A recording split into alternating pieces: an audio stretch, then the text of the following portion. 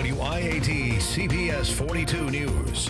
You were talking air quality earlier. What's that like moving forward? Well, I think we're in pretty good shape. Tomorrow, I don't see that we'll have as much of a problem, but once you get temperatures into a certain range and you get enough sunshine, things can become a little more active. So it bears some watching. We'll certainly have to keep an eye on that. But just keep in mind, it's that time of the year where we have the respiratory problems because the low level or ground level ozone becomes active once it heats up and starts to grab all the air particles and that have any pollutants on them. And that, in turn, is what makes the air feel and actually look dirtier and a bit hazier. So we have to keep an eye on that. It's not just from man, it's also from Mother Nature. And when you don't have any fresh air coming in, it's the same stagnant air sitting right on top of us. That's what's happening right now. 91 in Tuscaloosa, 92 in Birmingham. Anniston, you're technically the cool spot out of the three at 90. Through the remainder of tonight, we will see temperatures into the lower 80s by 8 o'clock and plenty of clear skies. Maybe a passing cloud or two, but there's just no rain to work with. And our temperatures range anywhere from 91 in Gadsden as well as Anniston to the cool spot. Alabaster, you're at 90. Hamilton, you were at 95 earlier. It's 92 right now, but you factor in the heat index. Not everybody has a whole lot in the way of moisture, but where we do have areas of a higher humidity level, it feels like 96 for those of you in Marion County. 104 actually earlier around Alex City, so it's still a bit stuffy outside.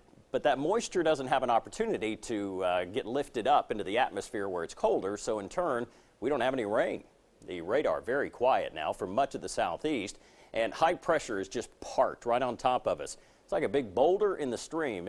Everything goes around us, and we don't have anything to come push this air mass out. So while this high pressure is sitting on top of the southeast, everything will be to the north, south, and to the west of us as far as rain.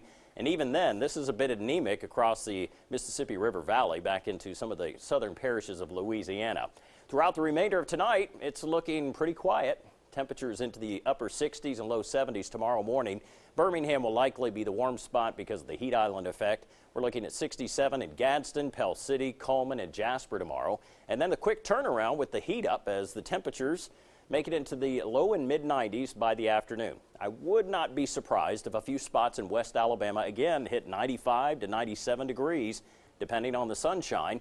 And at this juncture, the cloud cover is actually way back up here. There's nothing really at home for us here locally as far as clouds or especially rain. Temperatures for the Alabama game, hot. Just prepare for a hot tailgating kickoff as well as game time. And as you head out, it's still going to feel quite warm. Temperatures in the lower 90s. Same for down on the plains, but it is an evening game, so that will help take some of the heat out. But by the end of the game, we're looking at 83 degrees.